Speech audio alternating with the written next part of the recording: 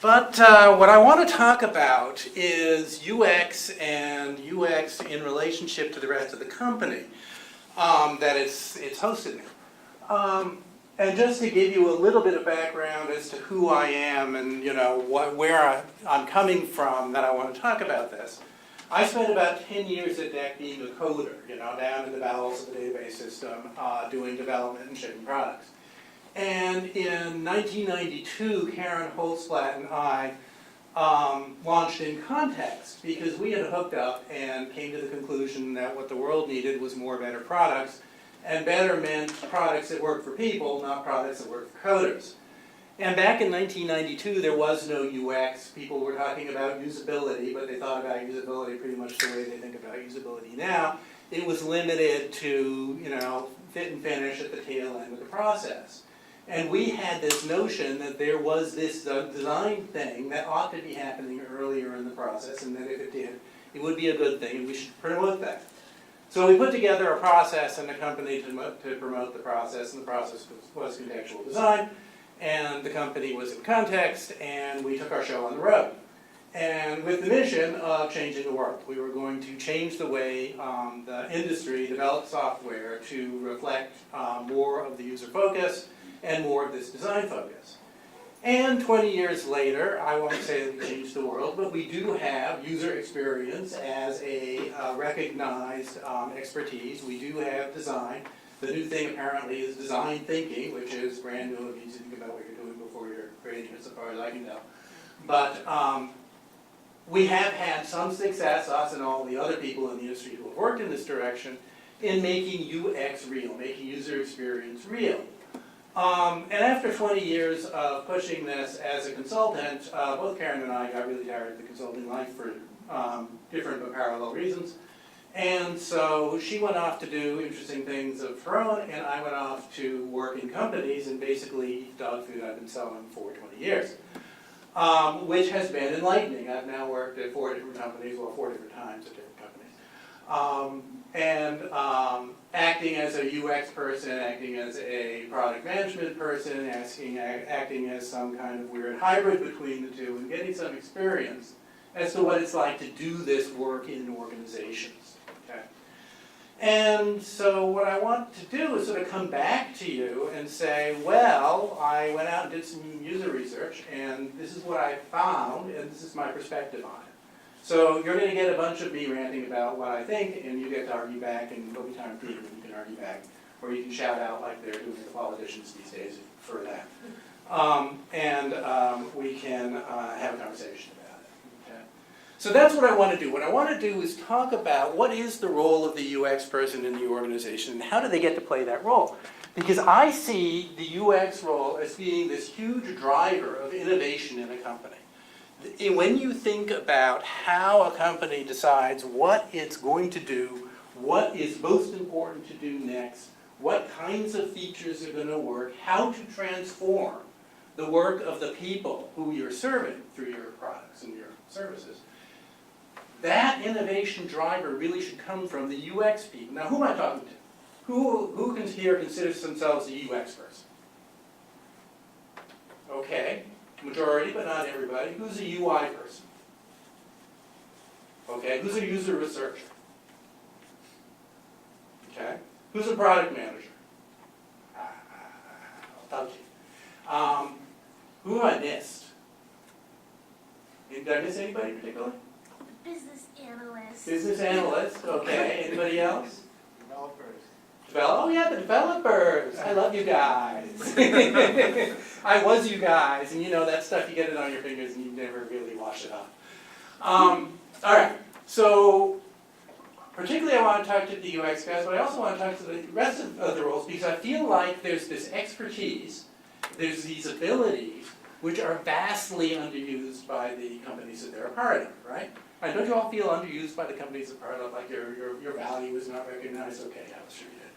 Okay, and part of the reason is because we have this notion of what the UX job is, which is all this stuff, and it's why it's not UI or usability anymore, it's what the X is there for, right? It's not just because X is a cool letter. And this is what the companies really think we do, right? You go out there and you do the wireframe thing, and basically you make stuff and you make pictures, and we'll tell you what pictures to make, and that's sort of it, right? And so even though we've created this role, and even though it is now recognized as a role in the organization, people still don't know what to do with it, right? The organization still don't know what to do with it. And particularly since getting out of In Context, I've been really fascinated by the relationship of this role with the product management role.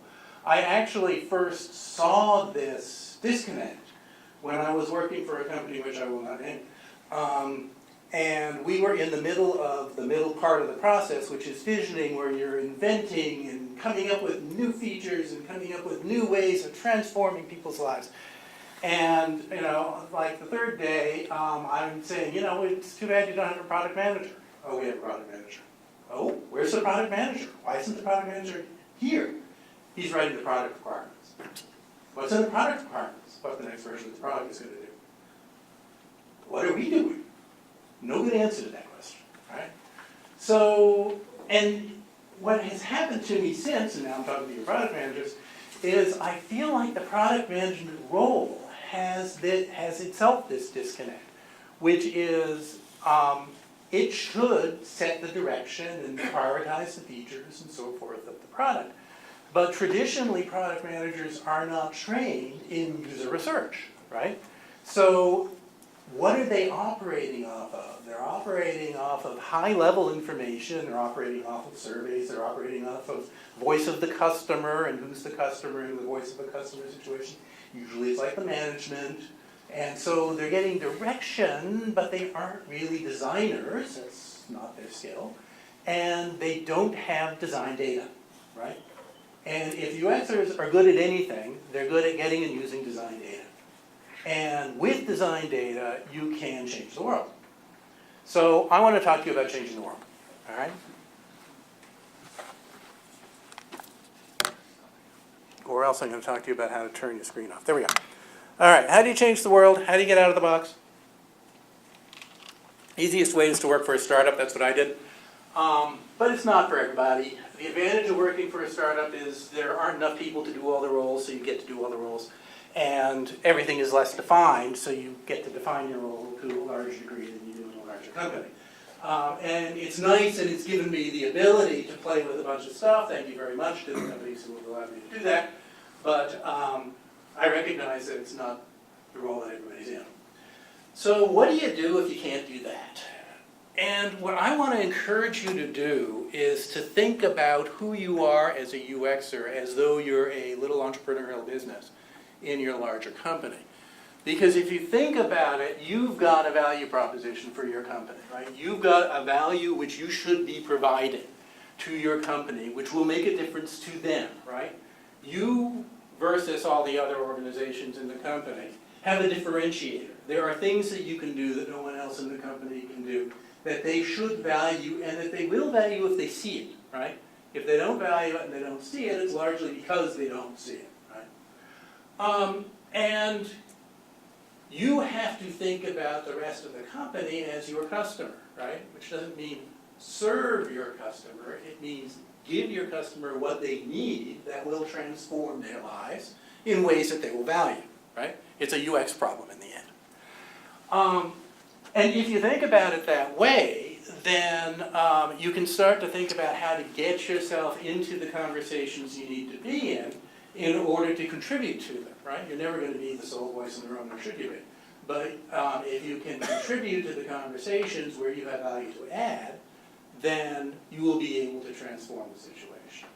So I'm going to talk to you basically for the rest of the talk about things I've done, the process I use, what it looks like, but I want you to keep this in your mind, all right? And I'll keep coming back to it, because this is basically going to be the driver for thinking about how you can interact with the rest of your company. And although I haven't done a lot of this, I've done enough of it to basically play with these concepts. All right, so what's the first thing? Oh, before I tell you about the first thing, just to tell you, most of my examples are going to come from one of the companies I've worked for recently, which is called 3D Data. And it's a little bit of a complicated of a technical thing, but it's also cool, so let me just take a couple of minutes to tell you what it is. They do 3D scanning. They have a device which uses new technology to build up a 3D point cloud, is what they call it, which is a 3D representation of a physical object, in this case a building. All right? What you're looking at now is a slice through the point cloud. And so these walls and floors, those are made up of billions of individual points, where the laser has gone out and reflected off an object and come back, and then it's figured out where the laser is in space, mapped all of those out, and then you have a 3D cloud representing the thing that you're looking at. And you can see that as they walked around the house collecting the points, they could see up into the joists, and they could see down into the crawl space, and they could walk around outside and see what's going on outside. You can see the space between the floors. It's really cool technology, okay? So that's a house. I have another one here which is a slightly different scale. This is a fairly large construction project, but it's basically the same thing. It's a point cloud. And as they walked around, they collected all of these points, which when you put them all together shows you the image of the thing that's being constructed. Okay? So they had this cool technology, and they said, what can we do with it? And they said, well, there's two interesting places where you could use this technology. One is traditional construction, where you're building one of those great big buildings, and you want to track what you do as you do it, right? My daughter's actually a civil engineer. She was telling me a story about how they put the beam 6 inches out of place. Because it was 6 inches out of place, it was a $6 million problem, because nothing else was going to fit, right? The building would actually hold up, but nothing else would fit. So the fix was enormously expensive. So if you can track what you're doing as you do it, then you can find those problems sooner and it becomes less expensive. The other area where they used this was in property assessment, okay? So property assessment is this crazy thing that people mostly don't know about, where every town in New England and in fact across the country has to assess every property every 7 years. And so one important piece of that is to go out and do a physical measurement of the outside of the property. And this happens to all of your houses every 7 years. It's a hugely manual process. It's hugely time intensive. And what 3D data figured out is, hey, we could walk around a building with our scanner and give you a floor plan which would show you the outside shell of the building. And that's the most important driver of value for a house. So they put together actually a successful business doing that. And that was the point where I came in and going, okay, here we have these high-level concepts, right? We have the cool technology. How do you turn it into a real product? How do you turn it into a real business? Okay. So I'll pull examples from this as we go, but that's where, that's the background. All right. So what's your primary value add as a UX person? Your primary value add, I am either sorry or happy to say, depending on how you feel about it, is user research. If you aren't good at user research, get good at user research. If you think you aren't good at user research, then get good at user research anyway. Why? Because all innovation in the end, all interesting innovation, all useful innovation, comes from tying details about how people live their lives, do their work, perform their activities, to the technical capabilities of the company that you're working on, right? And if you don't understand at a deep level the people, their actions, their motivations, what they're trying to accomplish, the strategies they're using to accomplish it, then you are hamstrung. Not only are you hamstrung, you're no better than anybody else, right? You could say to people until you're blue in the face that your design is better than their design, and you can point to all the degrees that you have that would demonstrate that that's so, and people who don't understand good design still won't believe you, all right? But if you go in and you say, I talked to 5 users and this is what they said, then they'll leave, right? So this is your leverage. This is how you make a difference, okay? And this is the thing that no one else in the organization can do. Different people will find this easier or harder.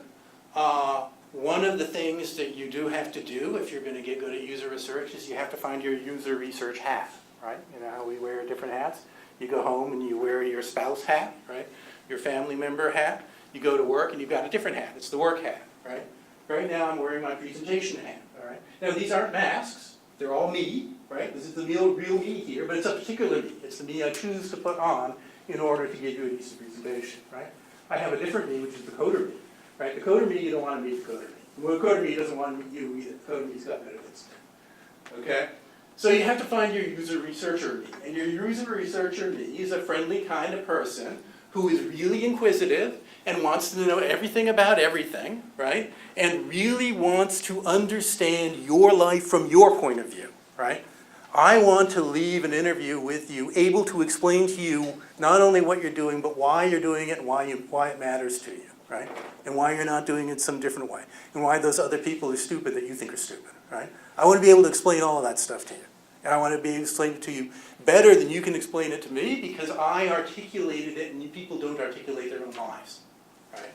So if I can go in and say back to you what your life is, then you will go, oh, yeah, that's me, right? That's what I want to be able to do. And I have a hack for that, right? And you can develop a hack for that too. You might be a quieter person, in which case you have to learn to let a little bit of the pep out. You might be a peppy person, in which case you might have to hold yourself back a bit and not take over. But you got that hack. You just have to figure it out, okay? So start with the user research. Don't trade that off. Never trade that off. The way that we've been teaching to do this for the 20 years is contextual inquiry. Who knows what contextual inquiry is? Good. Who can recite the 4 principles of contextual inquiry?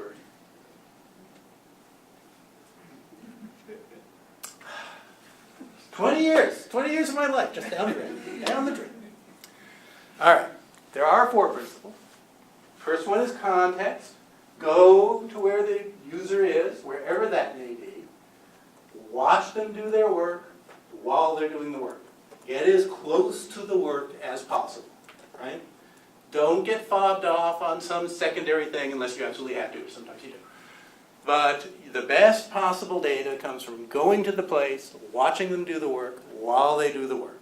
Okay? Partnership, you are going to inquire with them. They are your partner in discovering the details and the meaning of your life, right? Which means that you are going to talk to them. Pure observation means I am going to go, I am going to watch you do stuff, I am going to form a bunch of opinions and judgments about what you do, and I'm going to take it away, and I'm never going to share that with you, but it is going to be my opinion about your work, and it is going to be reality. And all of that is buncombe, right? Right? If you're going to walk away, if I'm going to walk away with my understanding of your life, out of pure courtesy, shouldn't I share it with you? Shouldn't we talk about it? Shouldn't we understand your life together? I think we should.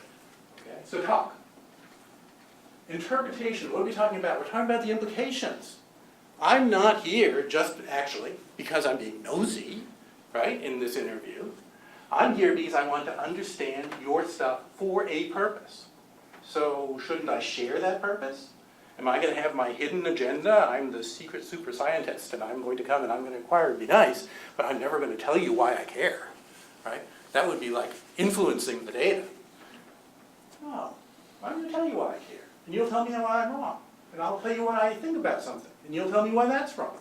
And I'll tell you something else. And you'll tell me I'm half right, but here's the other half that I didn't think about. Right? We'll have a much better conversation if it is a conversation, if it is a human relationship. One of the things that we do in contextual inquiry is we build on human relationships, right? We allow people to be people. So you get to talk to folks, you get to share with them what you're thinking, you get to ask them what they're thinking, and you get to have a conversation. And finally, focus. You follow the focus of your inquiry, which is driven by your project, to guide the interview. Okay. And this is all written up in the book, and I recommend you buy the book. It's a great book. Buy the book. Buy 5 copies. But the point is that it's doable. It's not unnatural, and the way you get good at it is by doing a bunch of it, right? And there's no other way to get good at it anyway, so you might as well do it. Okay. So that's all cool, and that's fun. But you can't use it in every situation, right? There's lots of situations where just going and observing you can't do. But there's a lot of situations where you can. So I'm going to spend a little bit of time just walking through stuff we've done, and partly it's so I get to tell good stories, but partly it's to give you a bunch of models of situations in which we've used contextual inquiry successfully in order to understand a work practice. So I'm showing you again how to turn off the screen. So, of course, traditional office situations, you sit next to someone in their office, they do whatever the work is that they're doing, you observe and you talk to them about it, that's easy. You can also do it in situations like this, where you're talking to construction people about how they do their construction stuff. We did this with 3D data, where we're going out and running around after the supervisors while they're supervising the construction in our hard hats and our high-vis vests and all the rest of it, and talking to them about what they're doing and why they're doing it and what they're doing. So, all right, this story is just for fun. We're down in the city of Providence, and they're rehabbing this old building. And it used to be a power building, and now it's going to be turned into offices and apartments and such. And they're digging a hole in the ground right next to the building.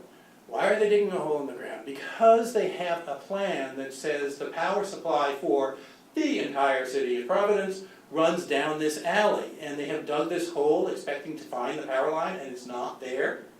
And now they have no clue where that power line might be. It's somewhere, because the city has power, but they could dig a hole anywhere and strike that power line and shut down the city. So they're all running around having a hard time because they're trying to figure out what to do about this, okay? And we're running around after them talking about, okay, what are the various ways you could use 3D scanning in order to help locate the hole, communicate with other people that yes, you dug the hole in the right place to the right depth, so don't tell me that the power line really is there and we just did it wrong, and having these conversations in the middle of the interview. Okay? And in another project with John Deere, scaled this up about 20 times, and you've got a construction project, a road construction project, which covers acres, and they're shipping dirt all over the place. It turns out that running dirt back and forth in large construction projects is actually a big deal. There's always like this runway with dump trucks running back and forth, moving earth, right? In order to get the ground contour right. Trouble there is that a lot of construction equipment doesn't actually have passenger seats, so it's hard to sit in the dump trucks do, which is kind of too bad because they're like this the whole time. But the other equipment doesn't. So what we did there is we videotaped what the guys were doing, and then we showed the videotape to them on our laptop and talked through the thing that we just saw. So they worked for like half an hour or so, and then we'd stop and we'd go through the videotape, jumping forward and when it was boring. And that way we could both get the observation and we could get the discussion about what was going on. Okay. Is this pharmaceuticals? This is pharmaceuticals, yes. And the fun thing here was just talking to people about safety and the issues around safety, because these are things that can kill you. 1 part per million gets out, and so there's all of the discussion. So you dress up in the bunny suits, and you learn the safety procedures, and then you follow people around, just like you would anywhere else. All right, totally different kind of problem. This is network management. This one's fun because this is a good example of the difference between thinking about a problem technically and thinking about its structure. So, I don't know if any of you have ever looked at these network diagrams, but you've got like switches, and you've got the actual processing things, computers, and then you've got these firewalls, and the firewalls are dividing up the inside from the outside, right? And you build these complicated things, and you have these security devices that sit on these wires, and managing them gets to be this huge complex thing. And halfway through this project, I basically, fall on the floor, and I go, wait. We're thinking about this completely wrong. If you think about security, what do you do if you want security physically? What does the Army do? You set up a perimeter, right? You set up a perimeter, you police the perimeter. No, you protect the perimeter, and you police the interior, right? That's security. That's all security is. Protect the perimeter, police the interior, right? Where's the perimeter? There's no representation of the perimeter, right? Where's the interior? There's no representation of the interior. What would happen if we gave you a way to manage a perimeter, to define and manage a perimeter? What would happen if we then gave you alerts every time the perimeter got violated, right, by somebody putting something random on your network? That would make the whole problem 20 times simpler. Right? So why can you get to that? Because you're looking at this not from the point of view of a technical problem. And this is where, again, as UXers, this is your value add, right? You are not technical people. There are some advantages to having a coding background because you can argue with coders, but you don't need it. And in a lot of ways, it's a problem. You're better off coming at the problem with a different perspective and mapping the problem not to other aspects of technology, but to the aspects of the real world which are relevant, right? So yeah, network security has a lot of interesting parallels with physical security. If you build on them, you can make a more powerful system. This is Boeing. This is not literally Boeing because I saw the image off the internet. I didn't have a good one. But the project was studying Boeing building airplanes. It wasn't actually that. I was working with Fluke, which does multimeters, and their customer was Boeing using Fluke multimeters.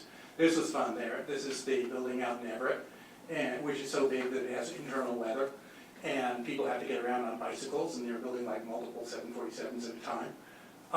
And what do? You go out there, you get on the bicycle, you know, here you are pedaling with your notebook in one hand, you know, wait, does this mean that? You know, like this.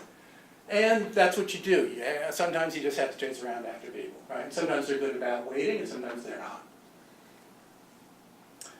This is chip fabrication. Again, we're dressing up in the bunny suits. And this was the project where, so you got these chips, and they're on wafers about this big, right? And they've got cassettes with maybe 10 of the wafers in a cassette. So our user had to get the wafers, these 10 wafers, from this cassette to this cassette. And she gives us this little guilty look, and she says, I'm not supposed to do this. She puts the mouth of the two wafers together, rolls it like this. The wafers roll into the other cassette, and now she's all set. And later on, we go back to the team, and the team says, oh my God, she did a roll transfer. They're not supposed to do that. So they do that. But again, you're dressing up in the bunny suits, you're running around, you're following people. Surgery. We used to have this great story. We'd say, you know, of course, if you were studying surgery, then you would never go into the operating room and like talk to the doctor about what they're doing while they're doing it. That would be silly. Then we went to work for Medtronic, and they had a device which implanted stents in your heart. For cardiac surgery, and so the way these stents work is they have this device and they make a hole in your femoral artery and they go all the way up to where the heart is, pushing this piece of screen wire, it looks like, along with this stick, okay, with this wire. And while they're doing this, the other end of the wire is flopping around like this, okay? This is the normal operating procedure.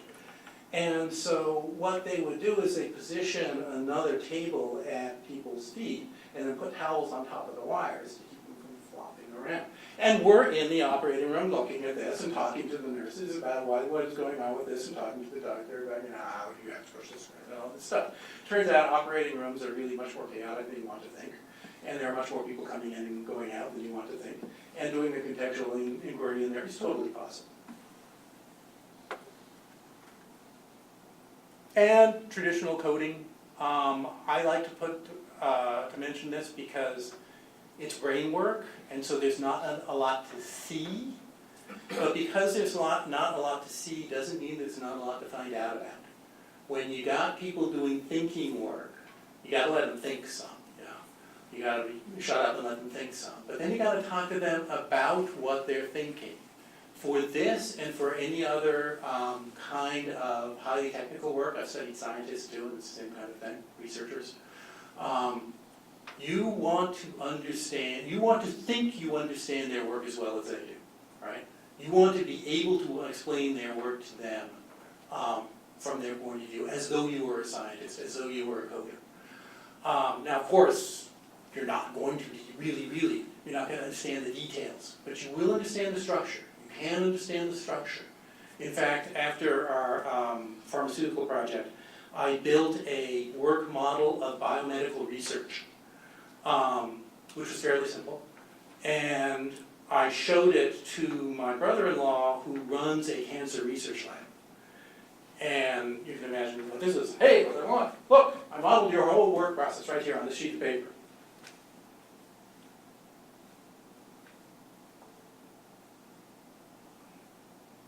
You should add a line from here to here.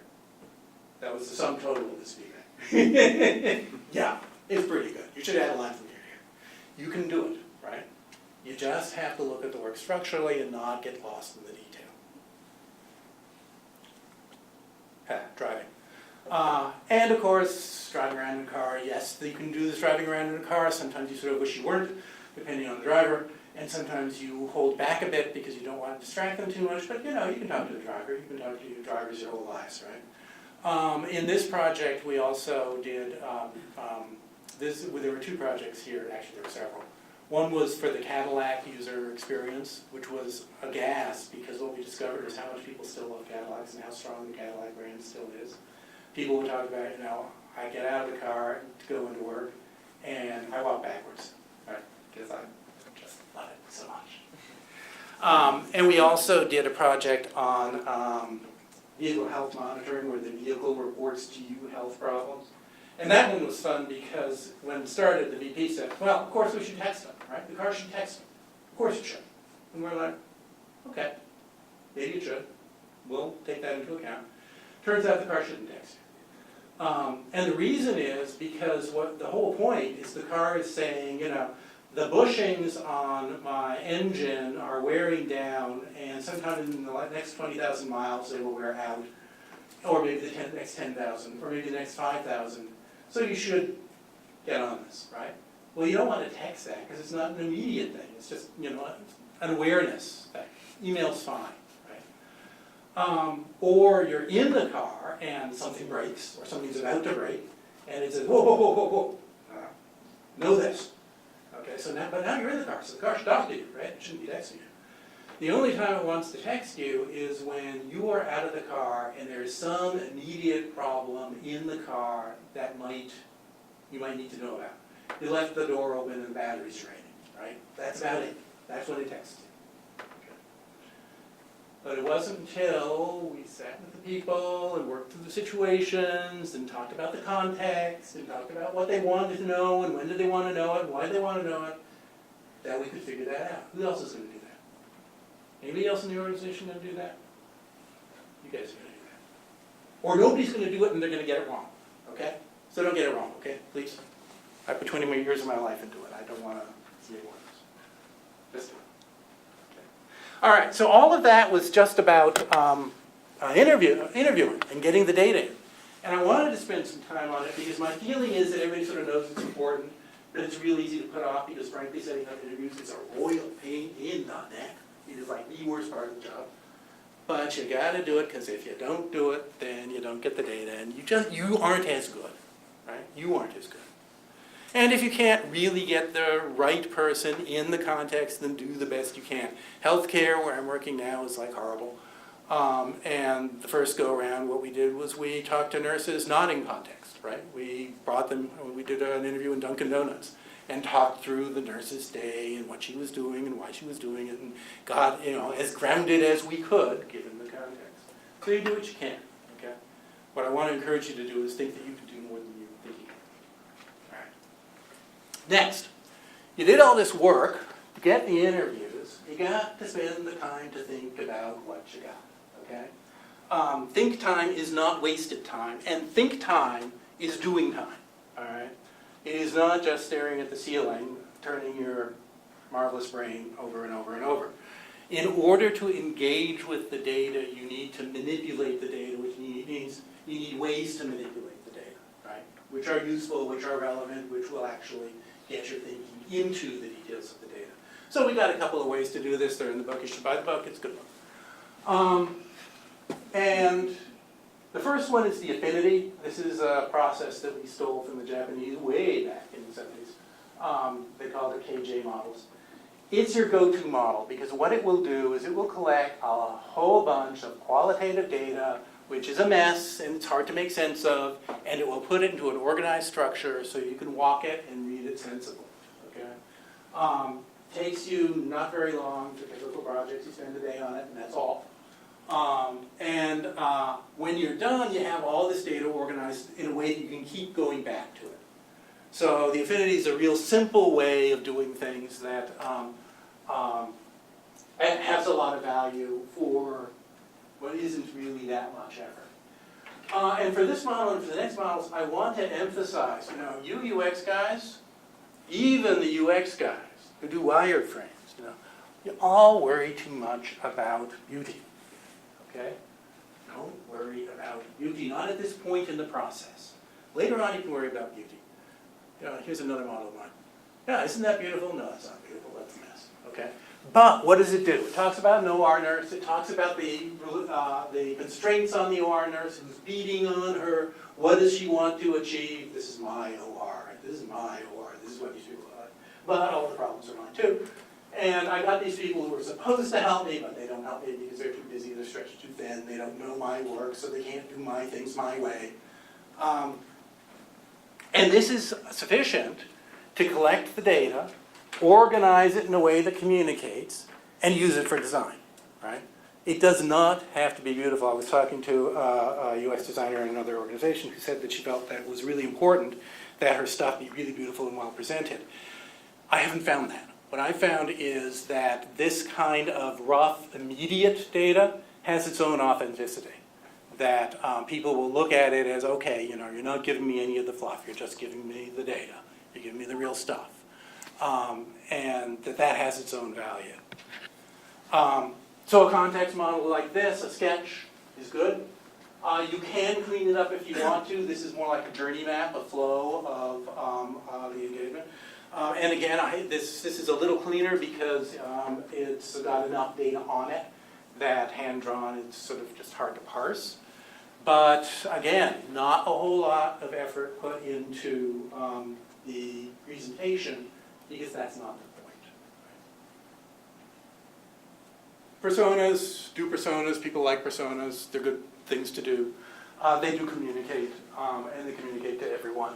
Again, you can do them rough, you can do them less rough. Usually with these you want a nicer because they tend to last and they tend to be shared with a wider variety of people, not just with people on the media team.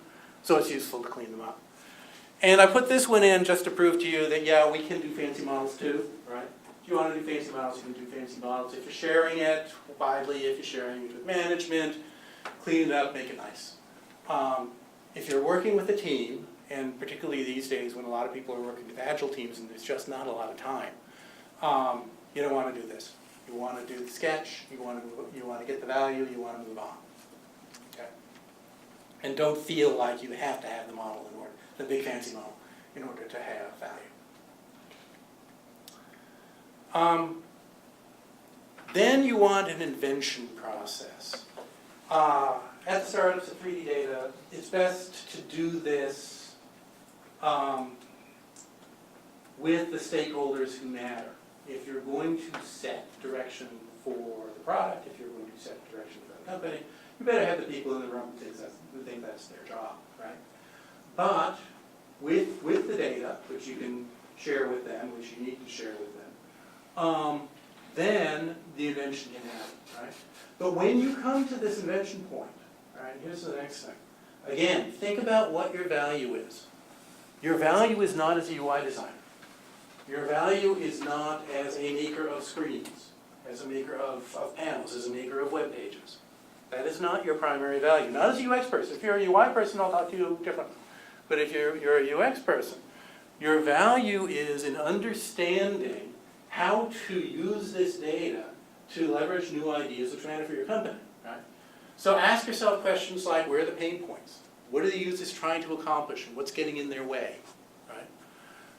What's your company's expertise, really? What's your company's value add? What's your company's differentiator? How do you bring that value add and that differentiator to bear on the problem, right? Who in your customer, organization, market is spending money? What are they spending money on? Why are they spending money on it, okay? Is it really crass to follow the money? Absolutely, it's a capitalist society, follow the money, okay? If people aren't spending money, I don't care how good your idea is. You're not going to go very far with it. So figure that out. Think like a businessman a little bit, okay? And what will make you sticky? What will make you loved, okay? This is something that's in the new edition of the book. So there's some talk about, it's not some talk, it's great stuff, about what makes products sticky, why people fall in love with technology, what about the technology makes it matter to them, and that matters also, okay? Because in this, particularly in this environment, where new companies, new products pop up all the time, and where expectations are changed by things like Lyft and Uber and Airbnb and all the rest of the new breed of technologies. You want to be sticky, you want to be not just something that people will use. You want to be something that has transformed their lives and made it better. And if you answer the first two questions, then you shouldn't have too much trouble answering the last one. Okay? So think about it from that point of view. Lift yourself up out of the individual screens, the individual features, and ask yourself, what's the value? What's the value that you can supply? For the process, the thing to remember here, and again I'm making the pitch for being messy, don't get involved in making things nice first. In fact, the base model for creativity, proven over many, many inquiries in many, many domains, is 1, make it messy, right? You're going to do a paper. First draft of your paper, it's a dump, blah, blah, blah, it's messy, right? 2, make it neat. You go through your draft, you clean it up, you fix the words, you organize the paragraphs. Okay, now you've got a good first draft. Walk it and break it. Send it out, get people to review it. You know, they dump all over it. Okay, now you got a bunch of feedback. And what do? Iterate. Right. That's the basic model for creativity. Don't skip the first step. The first step is make it messy. If you don't make the first step messy, you're probably going to crimp your innovation by a factor of 10. I just made that number up. You're going to crimp your innovation a whole bunch, okay? Make it messy. Think fast, particularly when you're dealing with engineers. Engineers like to think through stuff, right? That's why they're good at what they do. Don't do that. Think fast. Think about the whole problem. Think holistically about the whole problem. Why? Because as soon as you slow down and start to make lists and start to think through all the issues with one piece of the problem, you lose the whole context, you lose all sense of proportion, and you slow way down. And then you can't hold all the pieces together in your mind anymore because you've gone too slow. And now your whole system falls apart, and now you've got a lot of lists, and you haven't got a system that works together anymore. Okay? Think fast. It's okay. You're allowed to think fast. Don't clean it up as you go, right? And bring in others for perspective and for buy-in and for getting out of your own head and all the rest of those good reasons. Okay? So is it going to be messy when you're done? Yes, it's going to be messy when you're done. This is a vision. We did a 3D data to talk about how their scanner would work in the, which domain was this? In the construction domain. So we have the guy who's got the scanner, and he's talking to his inspector, and he's running around doing his things, and he's running the scanner as he goes and looking at the screen and doing various stuff. And it made a whole lot of sense back when we did it. We did some good stuff with this, but I don't even remember all of it now. Why? Because we did it fast and we did it messy, and we used the value, we got the value, we built the system, and we moved on. And that's all you need from this. If you need to keep it, and sometimes you do, you can make it clean, you can walk through it and videotape yourself walking through it and telling the story of the vision. We've done that. But most of the time you don't need that, right? Particularly, again, in the agile environment where you're working for the next iteration, you're working for the next piece, you're working for the next release, and then you're moving on. And none of those things take very long. Have you heard that I sort of feel like UX peoples are perfectionists? We're perfectionists, okay? There's times to be a perfectionist, there's times to be loose. You get to be loose sometimes, okay? Let that part of yourself out. Wear that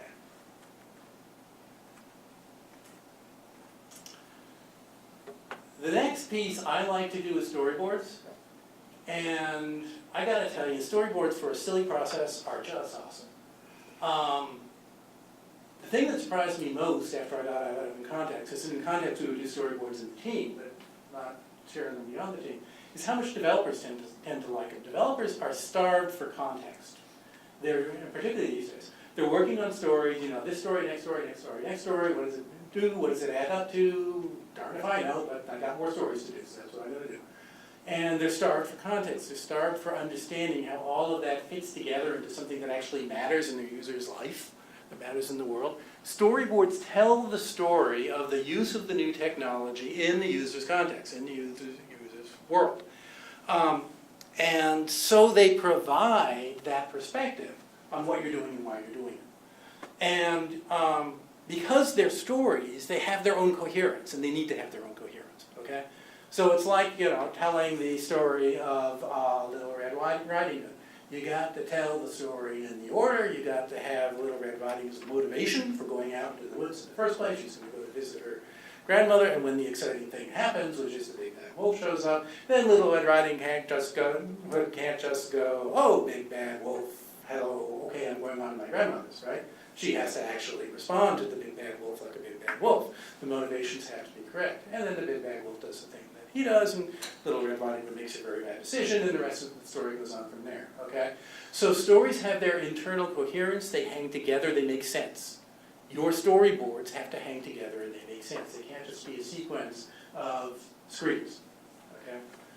So this storyboard I'm about to show you is one we did for 3D data, and we were playing with how do we make the initial experience more fun and engaging, right?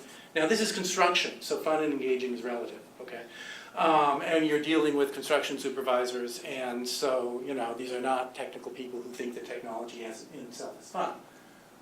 But here they are, and so he's got his thing, and he's looking at it and going, okay, what the hell is this thing? And it's saying, welcome, I am Building Buddy, and he's got the project engineer who's given it to him and said, yeah, you're going to like it, I'll put it on. So he goes ahead and he looks at it and says, okay, what am I supposed to do now? I put on this damn backpack, okay, I'm going to put it on the backpack. And so he's got his start and stop buttons to start and stop the scan. He starts and he walks around to do his scan, and then he presses the stop button. He's like, okay, what happened? Did that work? Did it not work? I don't know. And the system says, yay, it worked. Okay, it's a garbage. You need to first scan your name and your initial or your initials, and you can go see the results there. So he clicks on that.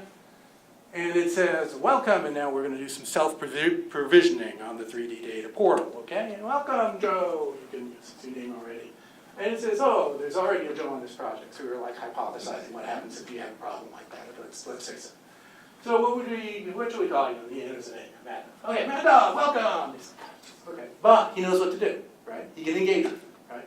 It's working with him, it's solving his problems, it's telling him what to do each step of the way, okay?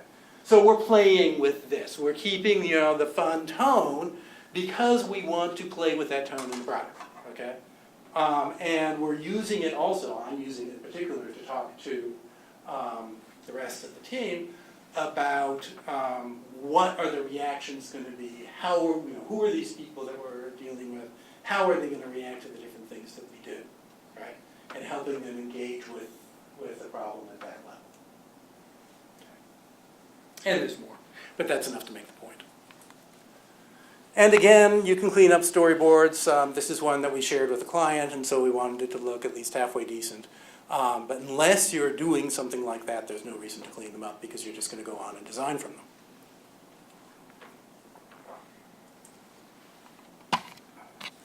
So storytelling, right? What's your value add? What can you do that nobody else either can do or will do? All right? You're going to be the people who tie the coherence of the product together. You're going to be the people who tie the product together coherently. So you're going to be telling the stories, whether you share them or not. You might as well share them. And then finally, you're going to do the design. I'm not going to talk a whole lot about the design because this is the part you're all good at. Except for I want to make a plug for pencil and paper. I call myself a scriptic. I learned to type practically before I learned to write. I hate writing. It cramps my hand. When I want to do something creative, I do it with pencil and paper. I have a stylus, which is almost as good, but not really. And it just engages a different part of your brain, and it keeps you from getting to, it keeps that neatness piece, that perfectionist piece, from getting out of control. Okay. So all of my prototypes will, all my wireframes will start in paper, all my prototypes will start in paper. When they get too complicated for the paper, then yeah, you put them online, right? So this is a more complicated one that I used online. Why did I show you this one? Oh, it's just got a little more UI-ishness to it. This was heading towards a big prototype, so we wanted to clean enough to share. And this is an actual paper prototype, so let's talk about this for a minute. Again, prototyping in paper is a real critical part of the process. I've never put a design in front of a user and had it work 100%. I have always discovered things that I did not think about, no matter how carefully I thought about it ahead of time. I have put paper in front of all kinds of people and had it work as a design process. I've had it work interpersonally. In one project, the product manager walked in while we were in the middle of putting together our paper prototype and said, "You will not go out to my customer with a kindergarten project." We went out to his customer with a kindergarten project. The customer would not let us leave until they called their internal newspaper to come and interview us about us interviewing them with our paper prototype, because they were so impressed at the level of service that their vendor was giving them, okay? That they wanted to write about it in their internal newsletter. That's how much they loved the process. Or another time, I walked into a law office, and our user was about an hour late. He walks in. He looks a lot like Donald Trump, actually, except he's better dressed.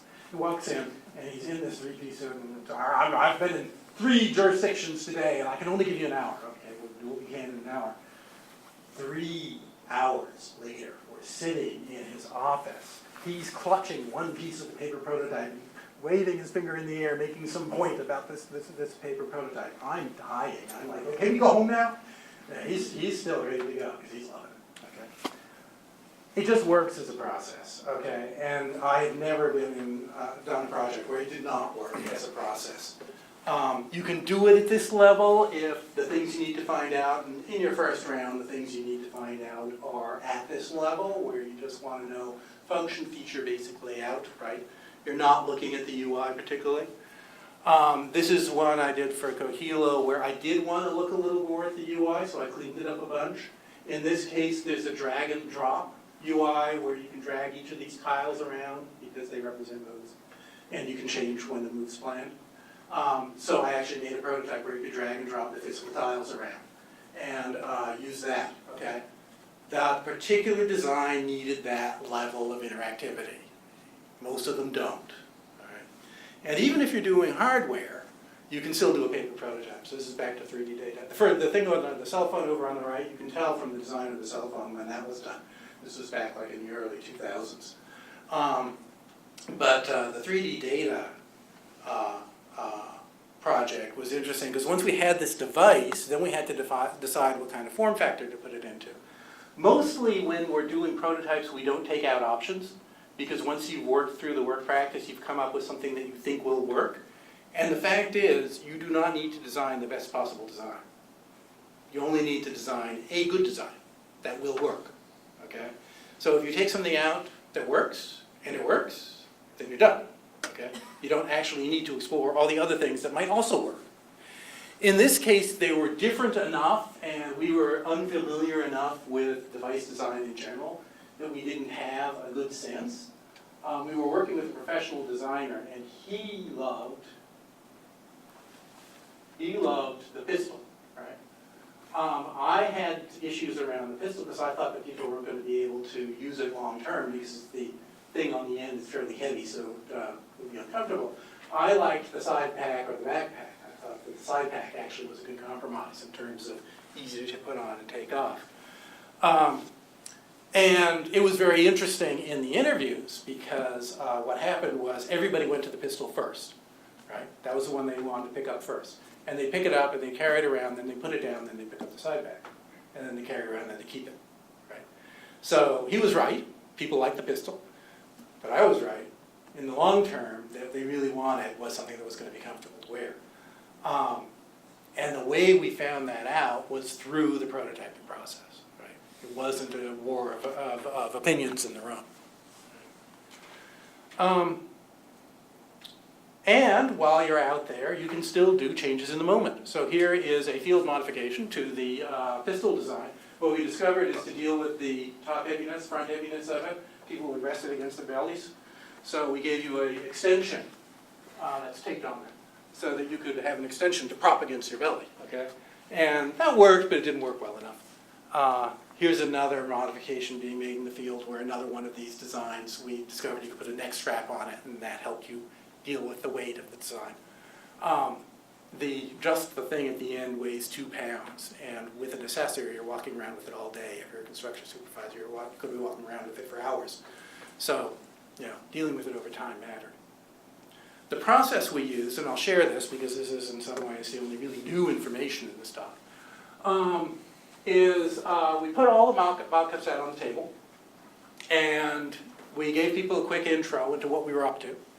And then we just let them explore. We said, go pick up the one that looks interesting, pick it up, carry it, heft it, see what you think.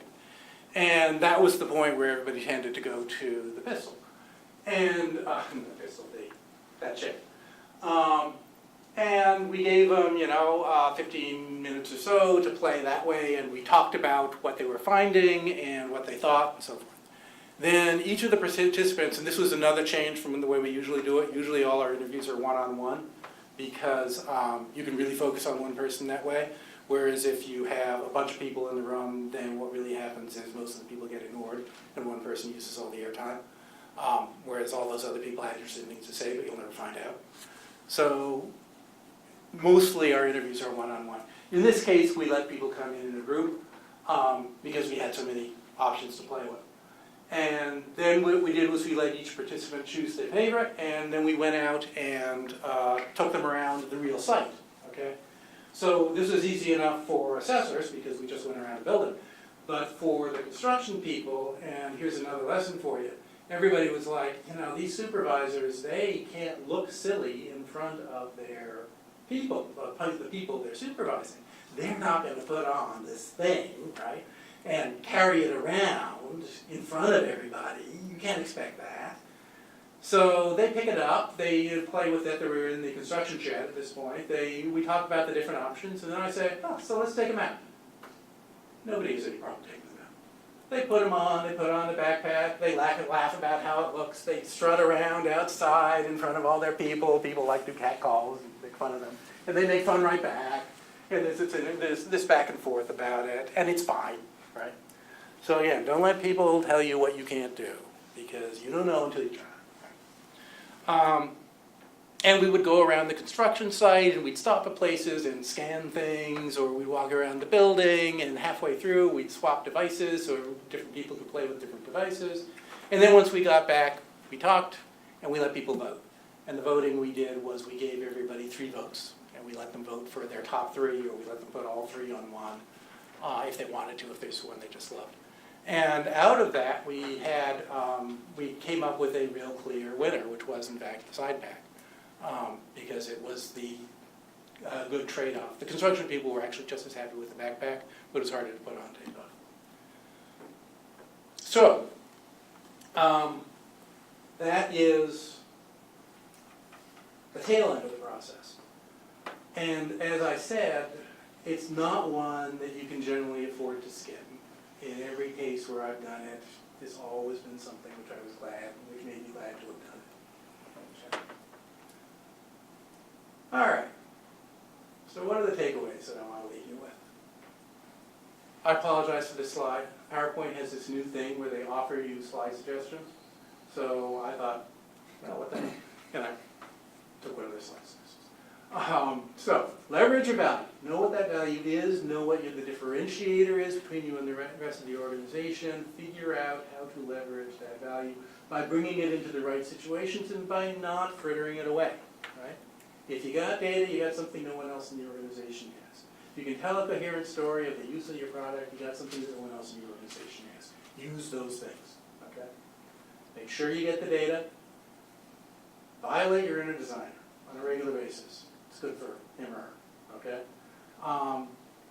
You don't want to let your ideas about good design get in the way of your own creativity, because your creativity is fast and it's messy and it's sometimes silly, okay? Let it be silly. In fact, all good ideas sound silly when they first come out, okay? Why? Because if people had thought about them before, they wouldn't sound silly, right? They wouldn't sound silly because they're new and different. So, don't be afraid to sense it. Vision, do your vision intentionally and bring other people into that part of the process, if you possibly can. Otherwise, it's just you, right? It's much easier to have an idea with someone else and then they believe in it than it is to have an idea on your own and try to sell them on it. Okay. So bring them in. Bring the engineers in. They'll enjoy it. As long as they're looking at the data and designing from the data, they can contribute. And do your prototypes, and don't think your prototypes have to be fancy or expensive or complicated either. Paper works, it basically always works. Use it. It's nice. Okay. And it looks like a kindergarten project, which makes everybody happy. Okay, and I had to do one of the slide transforms too, sorry. Okay, so that's all I got to say. I hope I wasn't too ranty. Yes, questions, please. You showed a picture of a conventional network diagram, and then you said the way of looking at it in the, essentially the military way of policing, setting up perimeter, et cetera. Do you have an after diagram that shows you how to do that? Not that I can share, no, Oh, I don't. all right. Yeah. What we did with that team was, a while ago, they got acquired by somebody. I don't know that they ever pushed that forward. So we'll just have to dream about it. Okay. One of the frustrations of being a consultant is you got these, transformative ideas, and then, somebody gets acquired. It's something silly. It's not even, a technical problem. Other questions, issues, thoughts? So, many people say, and I agree, that even a tiny bit of qualitative data is better than none. If you just go and watch one or two people. But ideally, how many do you suggest? I mean, if you look in the commercial ethnography literature, people are going out doing house visits for marketing, and they often say things like, well, we should go and visit at least 15 different sites. Can you say something about how much data you really need to collect? First, one is better than none, two is better than one, okay? So yes, if you can only get one, you'll still get insight. Our rule of thumb is if it is a core role to the problem you're solving, you want it to go to at least 4 people. Usually an interesting problem will have 2 or 3 core roles. So if you go to 4 people and it's 2 or 3 core roles, that's 12 people right there. For adjunct roles, ancillary roles, you always want more than 1 if you can do it, so that would be 2, and if you have 4 of those, that's another 8. That gets you up to 16 or 18, right? So the number that you just threw out is, not an unreasonable number, but that's why you get there. And we would do that back at In Context, where people came to us and said, run a research and design project, please. If you're working in a company, you're not going to do that in one chunk, right? Unlikely. If you can, fabulous, but most of the time you can't. What you'll do instead is you'll have those numbers in the back of your head, and you'll go, okay, I'm working on this chunk now. Let's do 2 interviews in that chunk. Okay, I'm working on this other chunk now. We'll do a few interviews there, right? And over time, you'll build up that data. The luxury you have, and that I now have, but I never had before, is that because you're not going to be gone in a month, you can accumulate this data over time, and you should, right? You should be building this up. You talked a lot about more one-on-one interviews, the very specific qualitative data. What do you think about programs that are doing more data, like A/B testing or the session reporting that you have on websites? That is cool stuff in its domain. It is not going to help you innovate. What it is going to help you do is make choices between two ways of doing the same thing, basically. If you're Amazon and the difference between 1,000 clicks and 1,001 clicks is millions of dollars, then it's worth it. Most of the time, for most sites, it's really not worth it, right? Most of the time, what you're really doing is you're going, will this support people in doing this task? And A/B testing isn't the right hammer for that particular nail. When you were talking about the site visits and seeing people in their work environment, can you talk a little bit about situations where they don't have the product, that it's not an upgrade, it's something that doesn't exist yet? Oh yeah, all the time. So that, what are you actually looking for? What you're analyzing their tasks and then seeing how your tool would apply to it? Going back to the 3D data example, yeah. So We're following the construction people around, they don't have a 3D scanner, right? And we're looking at what are the issues they're dealing with, what do they care about. We have in the back of our minds that we can give them very accurate information about what's real on the ground each day, and that they can collect that. So we're looking at all the points where they're interacting with the physicality of the things around them, and where they're talking to the people who are doing the work, and trying to figure out where are the problems and where could we add value. So I gave you one example already where they're digging the hole, and their problem is going to be that they are going to have to prove to the town's civil engineers that their maps are wrong, right? Which is going to involve a lot of back and forth about whether or not you dug the hole in the right place. So if we could locate that hole in 3-space, then that answer, they would have that answer. Another problem which came up, once you close up a wall, nobody knows what's behind the wall. So if you are asked to prove that you insulated a wall to the extent that you were supposed to, and you have closed up the wall, what do? Turns out a lot of construction projects, the contracts are written that the answer is you open up the wall, right? You tear down the wall that you just put up to prove that you built it right, okay?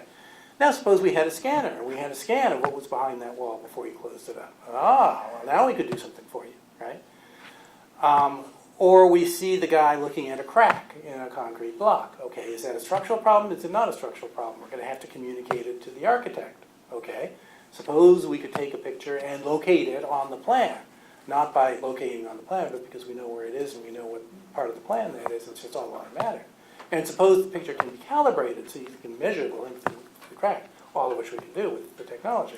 Well now, all you have to do is snap a photo, say is this okay, send it off, and all the rest of the context goes with it. So we're thinking about the possibilities of the technology while we're looking at the people working without the technology. And we're talking to them about it, right? If you had that image of what happened behind the wall before you closed it up, and you could just send that, would that work? Did you have a working prototype, or did they get it when you were trying to describe to them in the abstract? Or Yes, we did not have a working prototype at that point. Right. And they did get it, and the reason why they got it is because we aren't talking to them in the abstract. We're talking to them about that crack on that wall, and your architect, who you're going to have to go back to your construction trailer and email in 10 minutes, okay? So for them, it's very concrete, right? Pardon the pun. Yeah, as it were. Anybody else? Yes. You've written several books. Which is the first one to start with? At this point, start with the second edition of Contextual Design, the big book. That has the whole process. It's also got the new cool stuff on cool technology. And it provides the framework. There are other books which talk about how to do it fast, talk about how to do it with Agile, and they're also good. Buy those too, please. But start with the big book.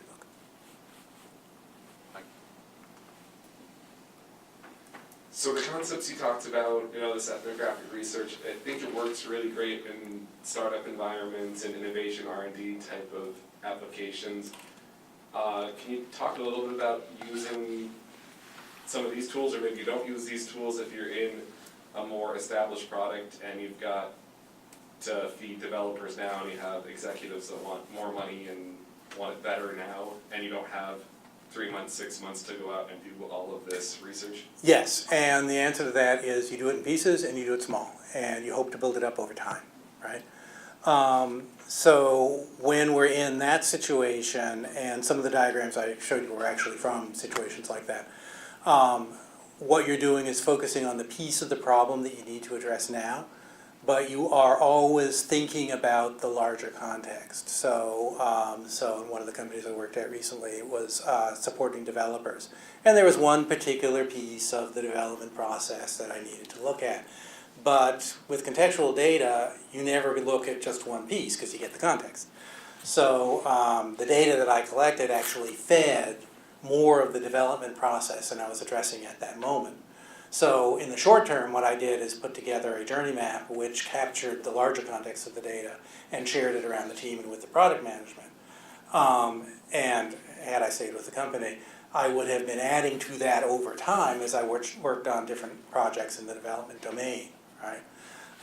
As it was, I did the piece I needed to do, and left that, and as well as the design for my particular piece, as the thing that they took away. Where would you store those artifacts that you would maybe be collecting over time? Is there a tool, or is it just a? No. Confluence is what we're using in our current company. It works fine. You know, some kind of a wiki like that. A wiki is nice because it shares not the diagram, but you can share the discussion around the diagram, whereas a shared file system isn't as good for that. But at this point, that's all we're doing. That's all I'm doing.